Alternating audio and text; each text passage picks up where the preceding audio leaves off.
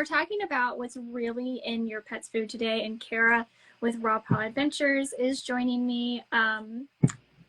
So I'm just going to get us started. Thank you so much for letting me know you can hear me.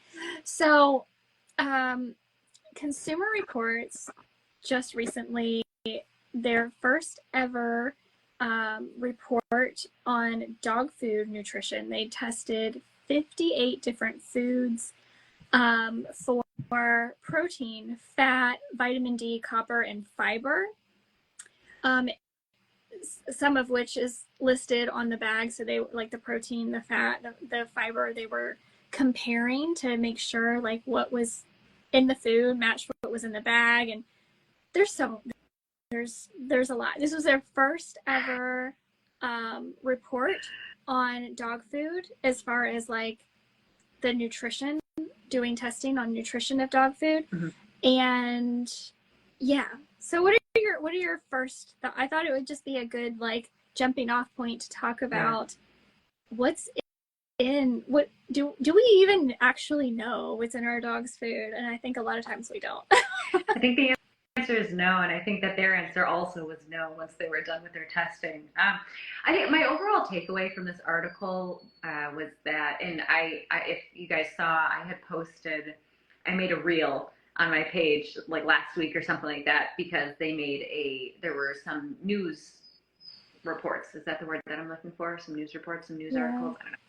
Anyways, where they kind of like took their information from the written article and they put it on the news. So I made a little blurb of that video. But I think the answer is that you're not always going to know what's in your pet food, which is kind of scary. There's a much higher likelihood that you're going to know what's in it if it's actually human grade food, right? Food grade food, not feed grade food. And that will always be the case across the board. But what they tested, I think, are important components. And they did a pretty good job of breaking things down. There were some things I agreed with. There were some things I disagreed with. There were some statements that they made that I think would be good to unpack.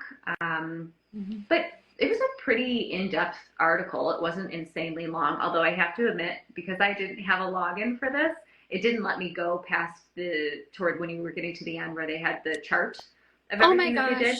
You should have said something to me because I had it. Oh no! Well, you can talk about that. Okay. Well, they emailed me. Oh. And so I emailed them back because I had questions and then I couldn't see it. So they sent me like how to log in and get it for press, to see what was on the bottom, which, I mean, it's just the numbers for everything that they talked about. So it's not a whole lot more than what you would get if you just read the article. Which when I mean, I can post the link to the article in my stories when we're done with this. But for sure. So, I mean, I think it's a good. I'm glad they did it insofar as like it's bringing even more awareness to people about not really knowing what's in their pet's food. And I think that, you know, so many people just kind of walk for so many different things, but you know, our focus really is on pet food. Like just kind of walk through life with like, well, this is the food my vet recommends, and so this is what I'm going to feed, when in reality we all have those stories about, not all but most veterinarians just don't, you know, nutrition is an area where they just don't have education. And it would be nice if they did, but they don't. And one of the things that this is like a tangent, I'm going to go on for a second, but one of the things that I find really, really interesting, and it was recently brought up again because I was interviewing Dr. PJ Broadfoot, and her whole family are like human medical doctors. And so when she decided to become a veterinarian, they were like, oh my God, why would you do that? Right.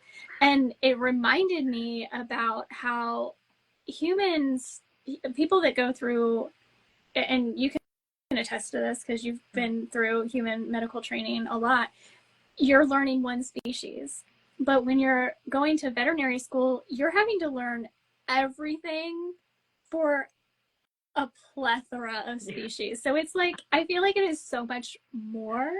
And like human medicine doctors kind of look down on veterinarians, and I feel like it should almost be the other way around. Like, I know, I know so many learn more about species. so much. Right?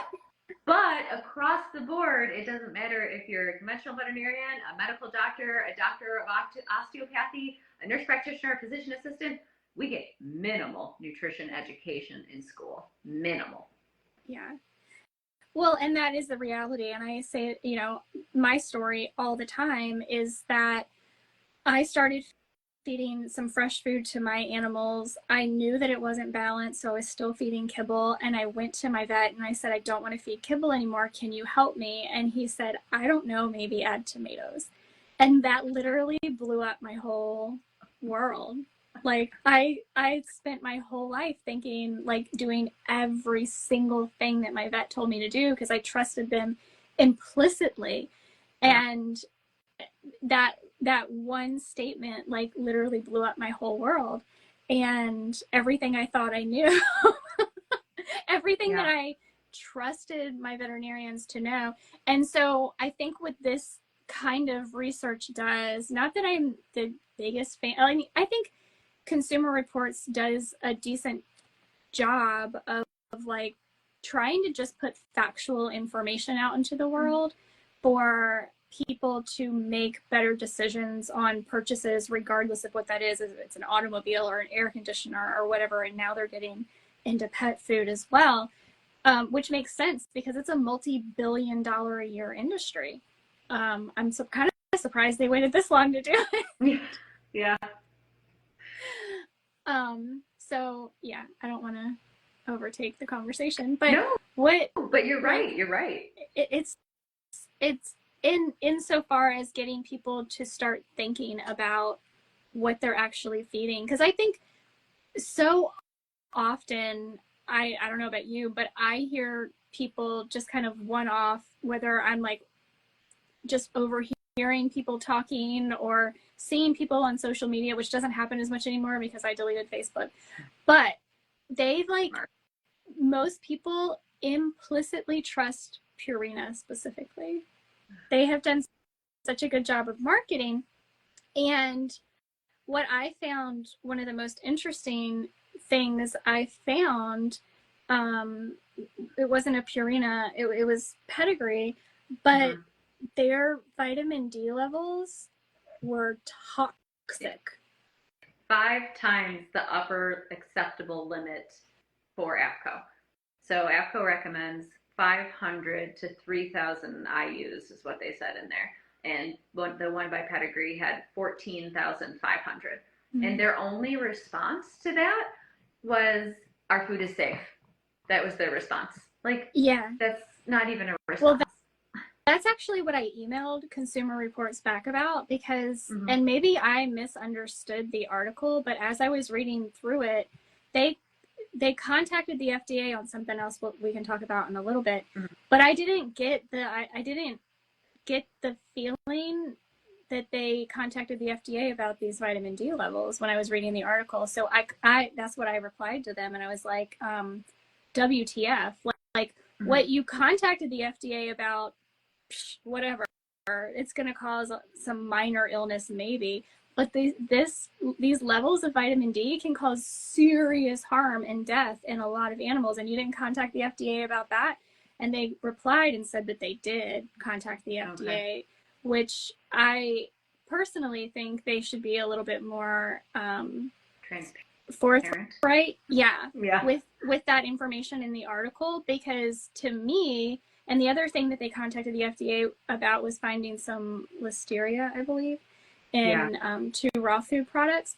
And I'm like, are you out of it? But to me, the way that reads to a consumer who doesn't know anything about anything is that, oh my God, they had to contact the FDA because listeria is so horrible, yet I guess the vitamin D isn't that bad because they're not contacting the FDA about it. And I'm like, no, it's like completely the opposite. I could see how reading that somebody could be like, oh, there was extra vitamin D in here. I don't know, maybe that's good for my dog. I'm deficient in vitamin D, right? Like unless you spell out, hey, 5 times the upper acceptable limit is actually dangerous. Yes. People don't realize that. And one of the things that they say right at the beginning of the article, which I completely agree with, is that most pet parents don't know how to read dog food packages. That's true. Before I learned how to do all this and I became a nutritionist, I distinctly remember my dog, I determined through trial and error that he had a chicken allergy because he was having diarrhea all the time. So you like a and smart 8 million little, other smart people. little consumer. So I took myself up to PetSmart and I went through the aisles and I went over to the Purina section where they had golden retrievers on the bags because I had a golden retriever. And I said, all right, well, I need a novel protein, so I'm going to grab lamb and rice instead of chicken and rice. Well, if I would have done more than just look at the front of the bag, which had cutlets of meat and, tomatoes and vegetables on it, and flipped it over and looked halfway down the ingredient list, I would have seen that lamb and rice was still sprayed with chicken fat. So there's no, there's no, you can't just look at the pretty picture and take it home. And that's true for people food too. And I hate even calling it like human food because really it should just be, there's human grade food and there's feed grade food. So there's real food and there's crap.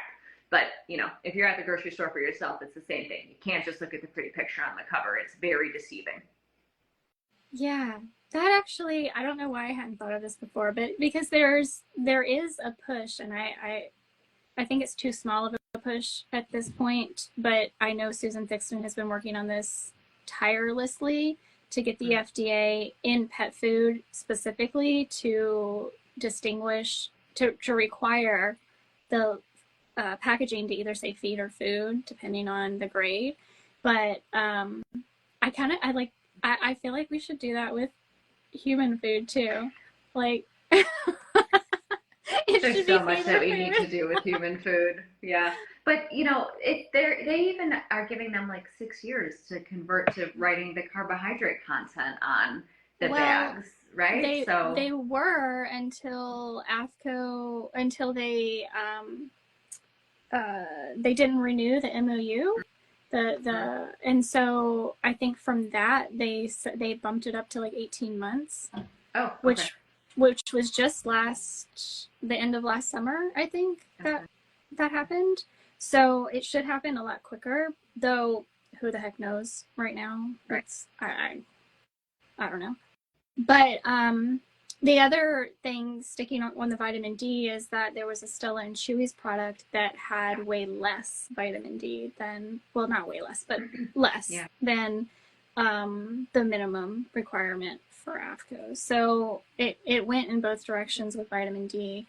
And one thing to remember too is you can have degradation of vitamins and minerals and things that are synthetic and in real food if it sits for a long time or if it's processed or if it's exposed to air. So I'm not entirely surprised to see that something had a somewhat lower level. I think their level was 250 and the low accepted minimum is 500. Mm-hmm. So, it's significant. But I could see why that might push some companies even to put more because maybe they think it's going to degrade. I don't know. It seems like there must be a better way to do this, like feeding real food. Yeah, right? I know. Well, and I think what concerns me the most about Pedigree, specifically having the 5 times the maximum allowable, is that we have seen so many times in the past these huge recalls from what ultimately winds up being what we find out to be that they're not testing the premix, the vitamin and mineral premix pack that they're getting prior to using it, and then they're not testing the food before it leaves the facility, which they are supposed to do. Mm-hmm. In both instances they're supposed to be doing. But also, and I don't know how much this has been talked about, like in the past handful of years, 3 years, I don't know what the deal is with the FDA. I mean, I think we talk a lot about how we feel like they target raw food companies, but the recalls on kibble have been significantly less. And Susan Thixton has kind of talked about this, but that concerns me even more, because it's not just, oh, let's attack raw food companies. It's like favoritism to companies that are not, do not have the best interest of your pets in mind. And when I say raw food companies, I do think it's always important to remember that just because it's a raw food doesn't mean it's an exceptional product. The companies that Kara and I recommend, I feel like are exceptional products, but you still have to do your research even with a raw food company, because there are raw foods out there that still use, and fresh foods that you get in the refrigerated section that use vitamin and mineral premixes that are, so that's still an issue. You still have to be careful, but I think, I don't know, would you like to talk more about what people should be looking for, or I don't know. No, let's do that. So a couple of things that stand out to me with this too, that they said that, and again, these are things I agree with, is that not all dog foods are created equal. So that kind of piggybacks off of what you just said, right? Sure, it could be a fresh food, like some of the ones that have been advertised on the Super Bowl commercials and are all over television. We can think of what those are now, right? You can go to your local grocery store and they're in the refrigerated section, and they might even say the word fresh on the label. That does not mean that it's real food. So knowing where it's coming from is very important. And you can do a quick Google search or open up ChatGPT and say, who is so-and-so owned by? And if it comes up that they're owned by Mars or Colgate Palmolive, or, then I put it back. Please. But if it's a small independent company that is doing their damnedest to bring you the best possible food on the market because they're actually invested and they care about your pet, and most of the time it's because something happened to their own pet that spurred them into action, into creating something because there was a hole in the market, right? So those are the companies that you want to buy from, the ones that own themselves. And then you want to be looking for things like human grade, organic if you can find it. Looking at, do they say the carbohydrate content? Some of them do. Something that's really important, though, that I think does get overlooked, this isn't really the focus of this conversation, but carbohydrate has started to get a really bad rap. Carbs don't mean starch and calories. Carbs can mean fiber. Broccoli is a carb. Spinach is a carb, right? Yeah. But also so are white potatoes. So knowing the carbohydrates that are in there is actually more important than knowing the total carbohydrate content, in my opinion. So it can take a lot. Another great thing to look out for are people like Jessica and I, so that you can read our blogs and listen to us talk, and we can help break this stuff down for you, So it's hard. But packaging, can't rely on just the packaging. You can't rely on just the name of the brand. Look and see who owns that brand, and know what is species appropriate for your pet, because what a dog and cat should be eating, right? They're carnivores. Obligate versus facultative, we can have that argument another day, but at the end of the day, they have pointed canines, they don't have any flat molars, they are carnivores, and they should be eating mostly meat and protein with a little bit of carbs. And that's the best way to determine what's in your pet's food, is it species appropriate? Yeah. Well, and I think a couple of years ago, I started trying to just switch what I was saying away from just carbs and carbohydrates to starchy carbs and carbohydrates, trying to still keep it simplified for people, but switching their mindset a little bit, because I mostly am talking about like grains and legumes and things like that's what I really more often than not don't want to be feeding a dog, and certainly not a cat. Though I will say, I posted in my stories the other night, my cat Sissy has not been feeling well the past couple of days and not eating much, and so I just cooked some chicken breast in like salt and pepper, garlic powder, olive oil, like there wasn't anything else on it. and a sweet potato with a bunch of butter.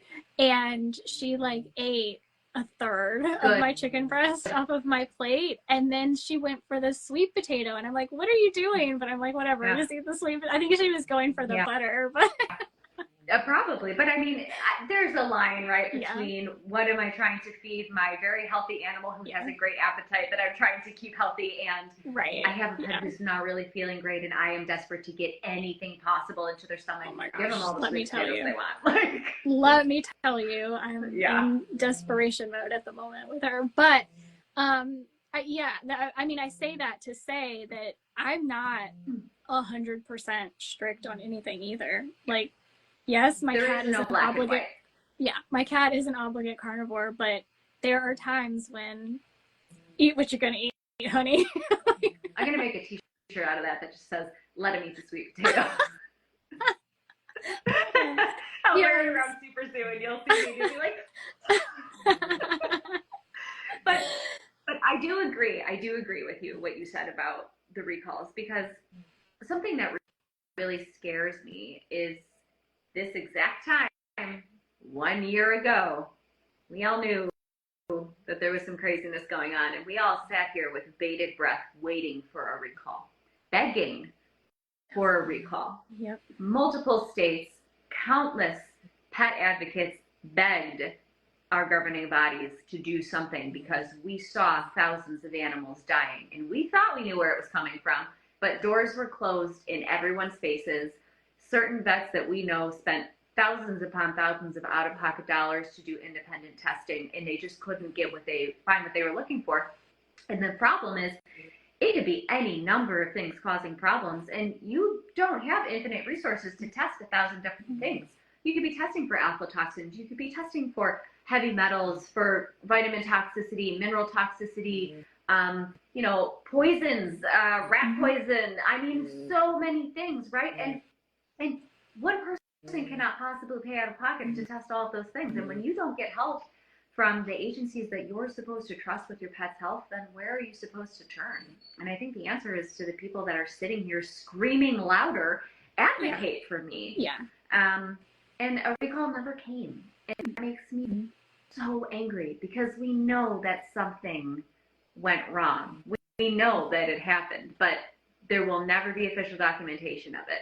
And the fact that things like that seem to be slipping through the cracks, but then you have the Oregon State Department of Health breaking protocol and testing an open package for something, blows my mind. And if that doesn't sound like bullying the fresh food industry, I don't know what the F does. Well, like I said, it's double. It's twofold, right? Because you've got the bullying, and is it a bigger picture issue that they want people to be scared of HPAI more than necessary? I think so. Especially, it was like my sister-in-law came in the other day, and she was like, okay, why are my egg prices so high? And I'm like, let me tell you why. Because we are killing millions of healthy birds. That is why. Yep. So it's absolutely insane. But also the favoritism with companies that obviously have issues, that just because they're a huge brand name that has been around forever, that fund every freaking thing there is to fund, they get the favoritism, just like you were talking about with the brand this time last year. It,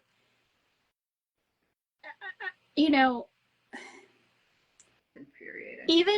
Even though we couldn't, and I say we because I was helping too. Yeah. We couldn't pinpoint exactly what was wrong. The fact that so many reports made their way to the FDA for sick and dead pets, that alone, we shouldn't have to prove what's wrong for the FDA to look at the numbers and say, we need to investigate. Right. And that is the corruption that bothers me. And that is the same corruption that ultimately is responsible for the pet food labels, which is where we started with. Yeah, which is right. Yeah. But in the end, this kind of round robin framework is my biggest fear is that it's not that raw food will go away. It won't. We're here to stay. My fear is that they're going to start bullying these companies to the point where they are backed into a corner and then they all have to turn to things that I personally am not really looking for in a pet food. I don't want to feed HPP. I agree it's a better alternative to kibble, but that's not what I want to give to my pets. I like completely raw food.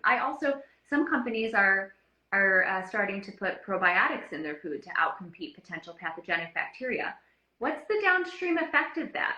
Because we should not be giving the same couple of strains of probiotics every single day in every single food for the rest of our lives. That can cause dysbiosis. But we don't know. Are those bacteria surviving to the time when the food is fed? Are they surviving the acidic environment of the gut? Are they outcompeting and killing each other? We don't know, right? There's no long-term study.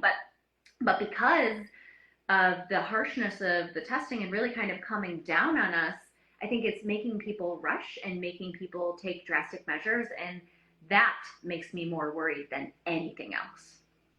Yeah, well, and no, I agree with you. I think you're right that raw food isn't going anywhere. In fact, Colgate-Palmolive, which is Hill's, just last week purchased a raw food company in Australia.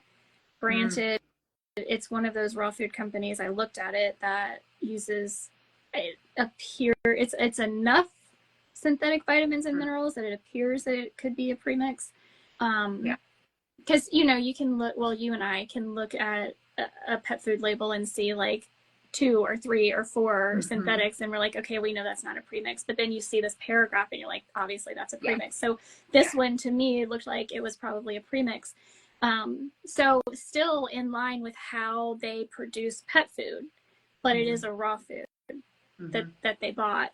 So it is definitely something that it's not going anywhere, and they are showing us that it's not going anywhere by buying into it, which is also an interesting, like, I'm going to be really interested to see how they change over the years, how they're teaching veterinarians, because, there are so many veterinarians right now that are absolutely 100% don't you ever dare feed a raw food to your pet, because that's what they've been taught by these huge kibble companies. And now if they're going to start making raw foods, like what are they going to tell the veterinarians to say then? I'm curious. That's a great question. Yeah. But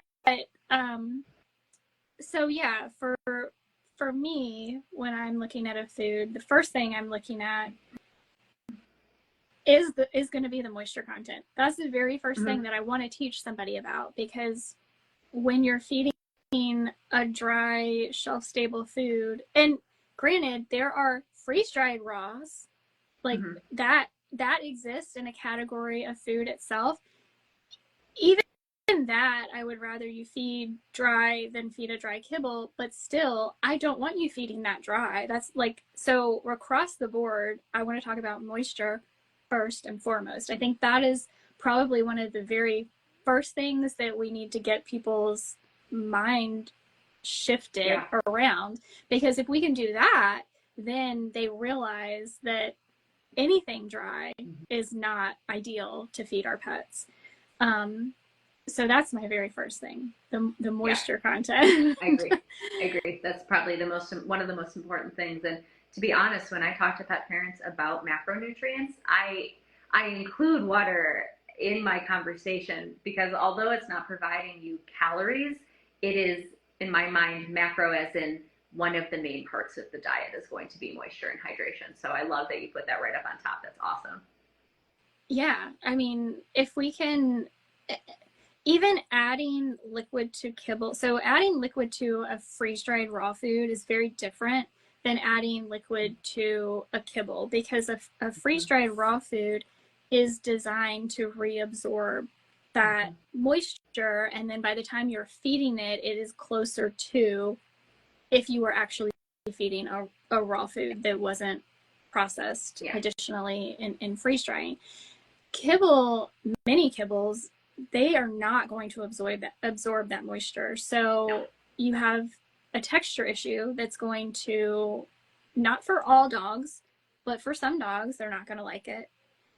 They may not eat it that way, or they may eat the food and leave a lot of the liquid, but you literally cannot add enough liquid to it to satiate the organs and in the digestion process.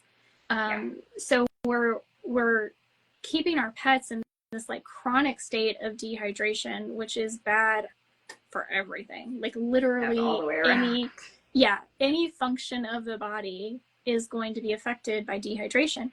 But then what you were saying, like I don't hang my hat on human grade ingredients when I'm looking at a food. Is it wonderful to have human grade ingredients? Yes.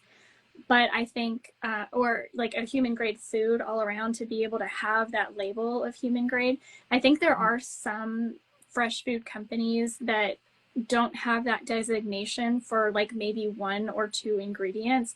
And overall, the formula is still preferable for me than other foods on the market. So I don't hang my hat on that, but I do think it's a good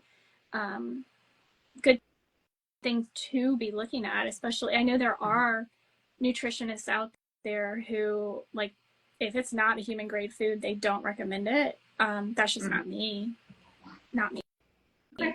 But I think, when you're doing a DIY, that's not you either, because that, even though you're technically buying human grade ingredients from a lot of places, the fact that they're being fed raw kind of makes them not quote unquote human grade anymore, because there is, when you buy at the grocery store, like in meats, right, there's a certain level of pathogenic bacteria that's allowed in them because they expect humans to be cooking it before they're eating it. Yeah. So technically, I don't think that's would be considered human grade anymore, but that's my brain going in a million directions. And acceptable levels of things bother me because I don't love, so that kind of ties into an example that we didn't talk about yet that was in the article, was the aflatoxins. So they mention in the article that there was one product that had tested positive for aflatoxins, which are mold toxins. And this food had 1.5 parts per million, or like 1.8 parts per million. And apparently the acceptable maximum amount of aflatoxins is 20 parts per million. And so it's so low that the FDA would not have intervened. And the company that they found these toxins in was not mentioned. I couldn't find the food unless it was below in the chart that I couldn't view. It's not. So that made me mad too. But the fact that we even have allowable levels of things that are truly dangerous bothers me. Aflatoxins, mold will kill you. Mold will cause chronic respiratory issues. I mean, it can even cause dementia. It can cause autoimmune disease. Mold is bad. You don't want mold. Other than like lead. There's acceptable levels of lead for water out of your faucet. Why? Fluoride. Why? Like, why does this exist? But in other circumstances, I understand why you can't have an all or nothing mentality, and organisms are one of those things, right? So some bacteria, some viruses, some parasites, some, maybe we don't want any amoebas floating around, but you can't, I do understand why there could be acceptable levels of that in certain aspects for people because they're going to cook it, but for pets, because they do have their innate kind of defenses against, and cats and dogs have innate defenses against these bacteria. If you have a high pathogenic load, sure, that's not great. We don't want that. But they should be able to tolerate some low levels of bacteria, because remember, our mouth is full of bacteria. It's also full of lysosomes that kind of cleave through cell walls. The stomach is acidic. The intestines are short. You have your own microbiome. So you have a lot of things that are going to protect you. And when I keep saying you, I mean our pets. But as a human, I probably would not want to go lick a raw piece of chicken from the grocery store. I don't want to do that. No, I definitely don't want to do that. I mean, I think, it really would be nice to live in a world where there are certain things that we could guarantee were not in our food, like aflatoxins. Yeah. I'm sure, but do I think that we should live in a world where we can guarantee everything is completely sanitary? Like, no, we have to have something to test to keep our immune system functioning and working. We have to have these challenges. So do our pets. We have to be challenged.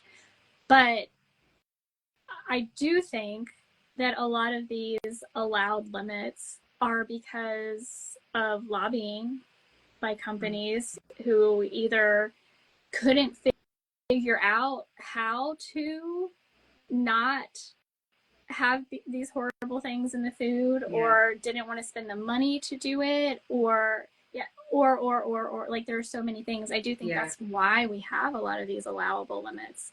I hate lobbyists so much.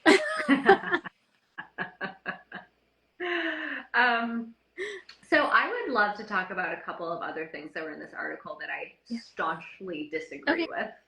Go for it.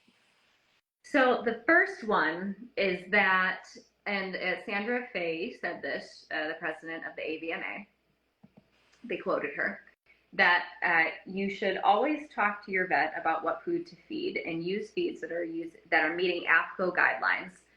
I don't like that. I don't like AAFCO. I don't like their guidelines. I don't like their lack of transparency. I don't like that they are essentially here to create food, an edible product out of the human waste industry, and that they don't actually, at their core, care about the well-being of our pets. What are your thoughts? I 100% agree with that.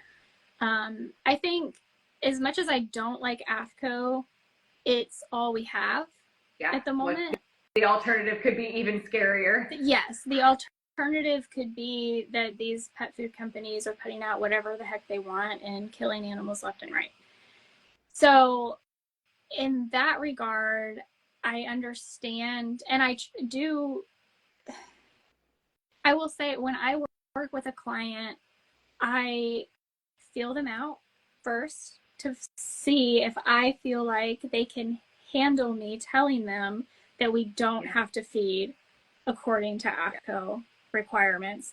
If I feel like they can handle that, then I have the conversation with them about it.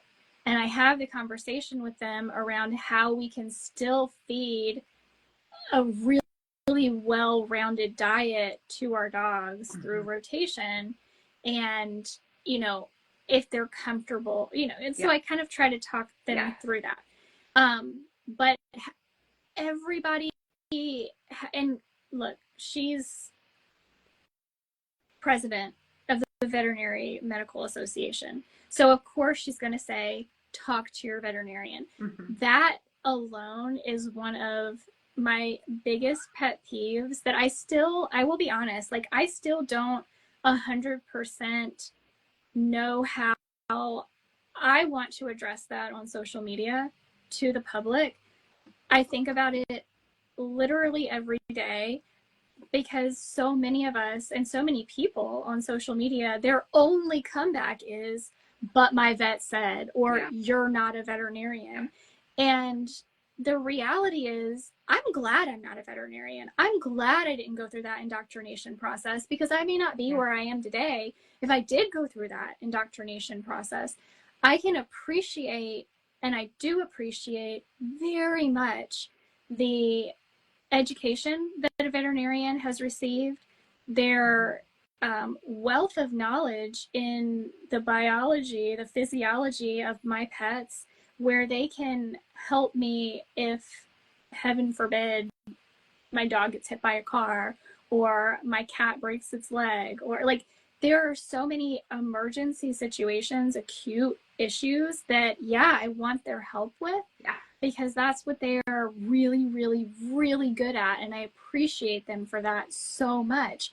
But it's kind of in their nature, and I've talked to so many veterinarians about this, they are pushed so hard in vet school to be competitive with one another, that they are competitive with the world. And they are, most of them, not all of them, are so competitive with the world that they're not even willing to admit where they don't know something. And maybe that is because they feel like they do based on their pharmaceutical rep and their big pet food rep coming into the office and telling them XYZ. Maybe they feel that they know what they need to know. I think when pressed, a lot of them might have to admit that they don't know about nutrition, that they don't know about so many other modalities outside of just pharmaceuticals. Like, we don't need to give our pets petroleum for everything. Well, and there's nothing more humbling yet more inspiring than hearing a professional say, I'm not sure, let me find out for you. Yeah. I'm sorry, like I'm not the robot from Hitchhiker's Guide to the Galaxy that was programmed to know everything. I am not ChatGPT. I am not an AI bot. I can't tell you everything.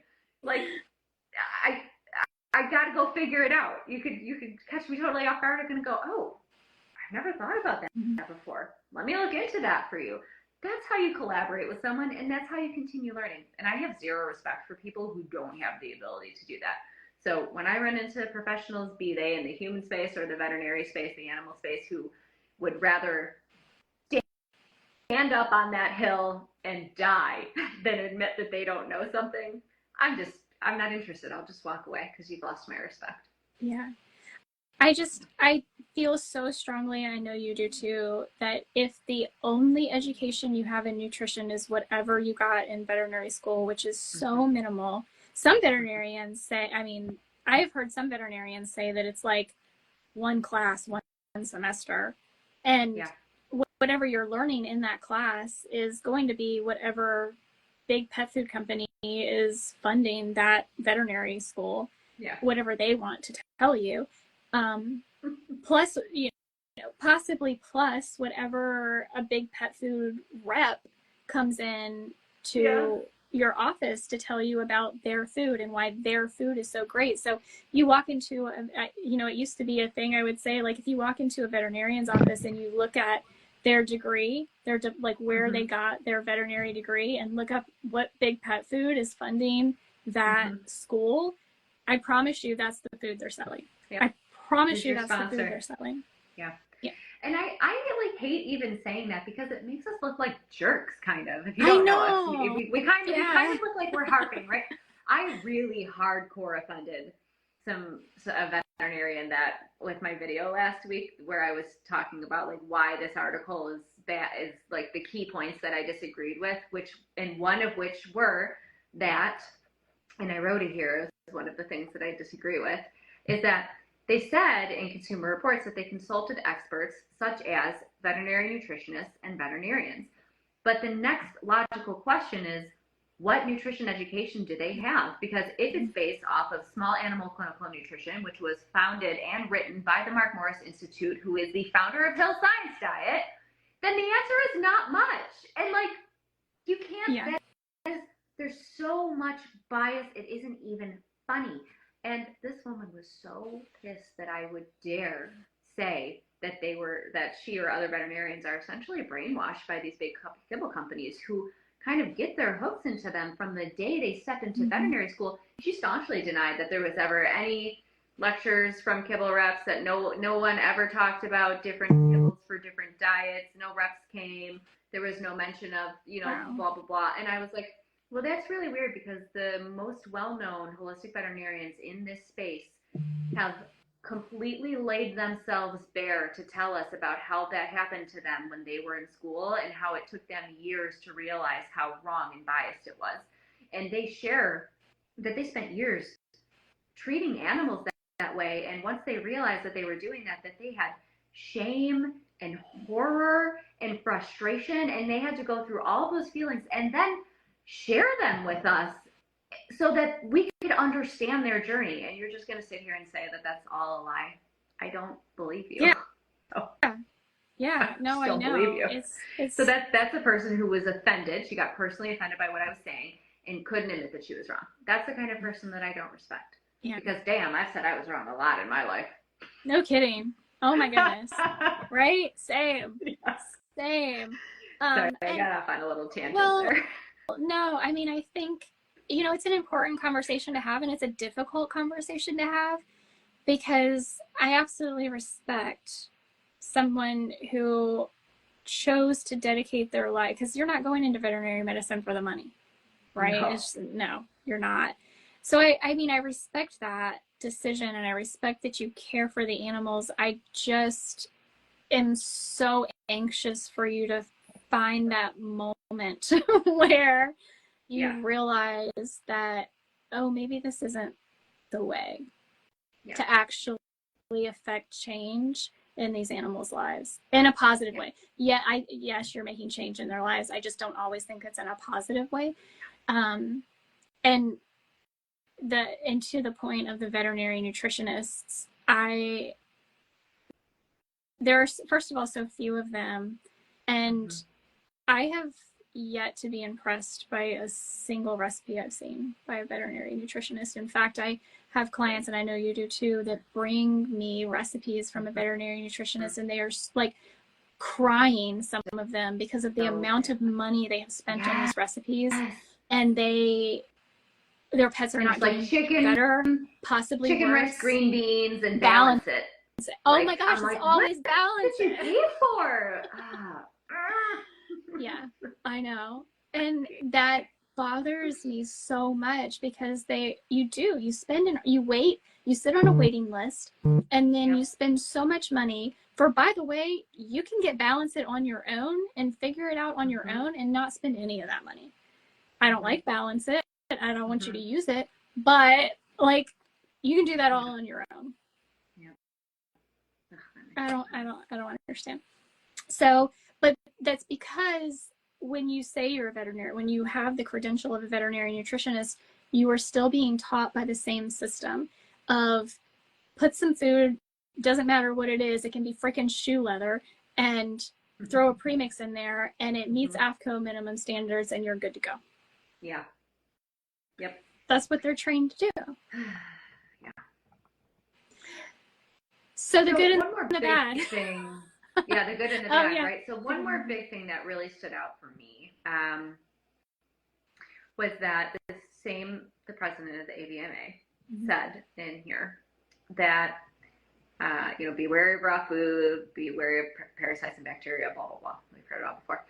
Recommends cooking meat, but she also specifically stated that while some dogs may benefit from grain-free foods, there's no specific reason a dog would need a grain-free diet, and plenty of research to show that dogs digest grains well. I would love to see those studies, and here's why. If anybody on here does not know how an AAFCO feeding trial works, here is the criteria for you. You have to have at least 8 animals. Only 6 out of 8 of those animals have to complete the trial. In the trial, no more than 15% of body weight can be lost. Blood tests must remain within normal ranges, and there can be no signs of nutritional deficiencies or toxicities. So that is your only criteria. And it's not even a full blood panel. It's only a handful. Specific things. And it only lasts 6 months. I'm sorry, I could eat Ritz crackers for 6 months, and I'm not going to show signs of nutritional deficiencies or toxicities, and I'm probably going to have okay blood work, because the body doesn't work like that. Yep. You could eat grass for 6 months. Okay, maybe not grass because we're not cows, but your body, you store things in your tissues. You do not need to eat, 2 micrograms of copper and 20 milligrams of zinc, and you don't need to have that every single day, or else the next day you're going to miraculously have 0 copper in your body and you're going to wither and die. It doesn't work that way. So the trials are not long enough, the sample size is not big enough, and the criteria is not robust enough. So I don't like that they're going to quote things like use AAFCO and have the, we have studies that say that dogs digest grains fine. All you need to do to know that your dog is not digesting grains fine is feed them food with grains in it, and then go outside and look at the gift they left you on the grass. It's big, it smells, it's soft. They are pooping out what you're putting in. And it's not supposed to be that way. I don't need a trial to tell me that. That was the last thing that pissed me off. Well, and I think, you know, this whole grain-free thing is just, oh my Never Lord, gonna go away. It's never going to go away. It isn't. I don't want you to feed grain inclusive or grain-free if it comes in a bag and it's dry. I don't want you to feed either one. Yeah, just don't do it. Just don't do that. Well, and the only qualification for a grain-free food is that it literally doesn't have a grain in it. There's no qualification for what they replace those grains with. So to say that, yes, but it doesn't even have to be, like, it can be literally anything they want it to be as long as it's not a grain. There's no restrictions on it. Right. But you know that they're not going to replace it with something better, right? Like the protein that you need to synthesize amino acids that are good for the heart. I mean, so sure, you're taking something out, but what you have to put something in its place. What could it be? Whatever you want. That's not great. It isn't great. But yeah, this whole grain-free thing, oh my gosh, it has persisted, and I feel like it's not going away anytime soon. Like, there are still people today that will come to me and say, my vet said not to feed a grain-free food. Like, oh, my Lord.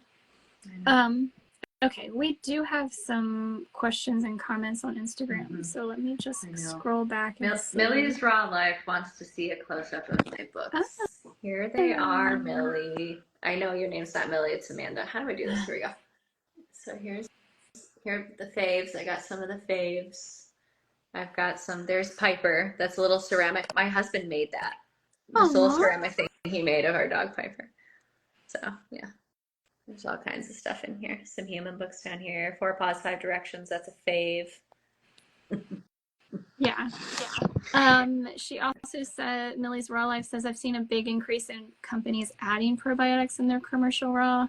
I have 2. I don't know that I love it either, because exactly what Kara said at the beginning, there's no variety. There's no variation. There's no, and what are the downstream effects? We don't know. Yeah, it's a whole thing. It's a lot that we don't know, right? Millie's Raw Life also says, all the vets I've had have been competitive, even with myself. You're exactly right.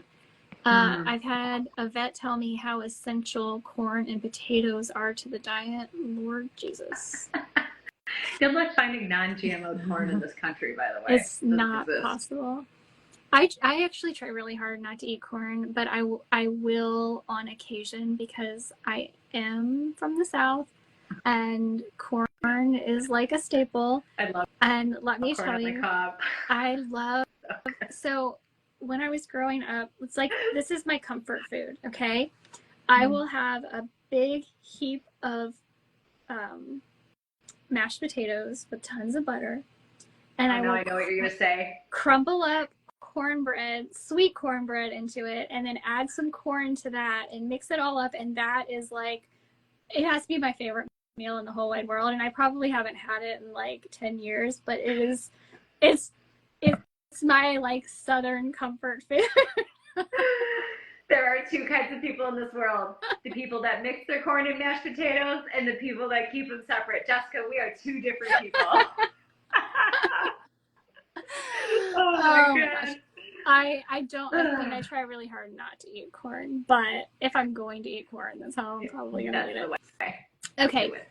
Millie's Raw Life, how do you feel about premixes without synthetics? I have feelings. What do you have feelings on, Kara? What is a premix without synthetics? I don't know what that means. Well, what comes to mind for me is like a Dr. Harvey's. That's what comes to mind. Oh, okay. Okay, yeah, that makes sense.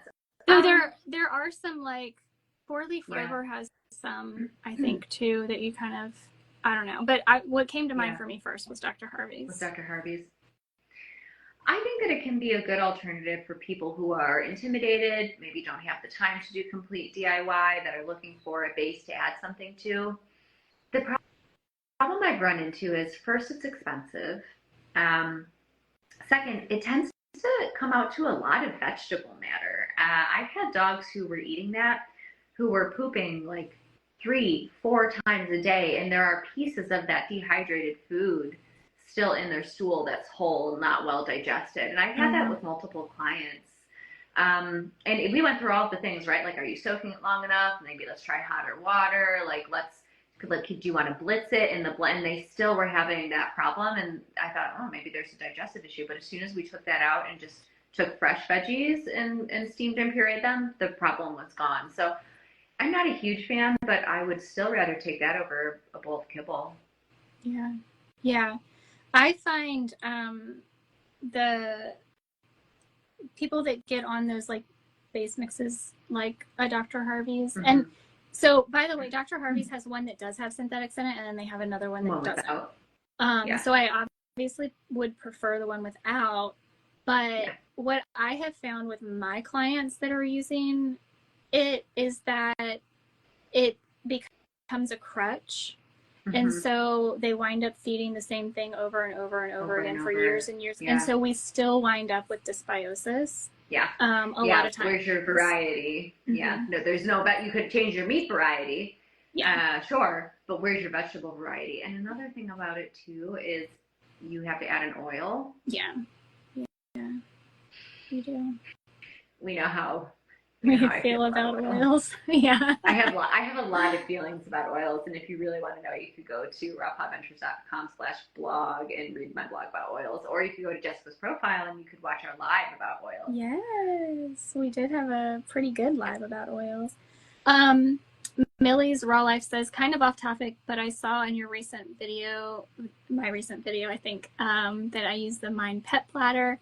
Is it worth the investment? I don't know what they cost today. I can send you a discount code that I have for it. But I love it. I really do. I want to almost always feed off of something flat for my animals. The only time I don't, I will sometimes use a pasta bowl if I'm adding a lot of like bone broth or something. Just because it's messy. Like, it has the ridges in it that catch the bone broth, but if your hands are at all shaky, you're gonna lose some of that bone broth. So I have them too. I have them for the cats. The large one is 45. The small one is 40. I have the small ones for the cats. Okay. I agree. You can feed off any flat surface. You can feed off of the plate that you eat your food off of. You could feed off a cutting board. It doesn't have to, but what I do like about this is she's very meticulous with her materials. So, like, there's nothing toxic in them. If you have an animal that enjoys what am I trying to say? Like, kind of like the licking process. Because if you like smush it into the grooves, that can be a little bit of enrichment. That can slow them down if you're feeding just a grind. So that's nice. But be wary if you have an animal that gets a little bit obsessive or anxious if they can't get every last bit of food. Maybe that's not the best. You might not want to like squish it into those grooves. Like my cats, if it gets squished down in there, they will leave that last little bit because they are just not interested. So I just plop it on there. I got it because I wanted to do an experiment and see if I could get one cat to pick one color. It didn't work. Yeah. It didn't work. So I got 3 different colors for my 3 different cats, and they migrate to whichever one I put down first. So it didn't work for us. But it's still convenient, and it's really easy to clean if you have one of those scrub brushes. And I like to use the Project Suds dish soap, and I just and it gets in all the little grooves. It's perfect. Yeah.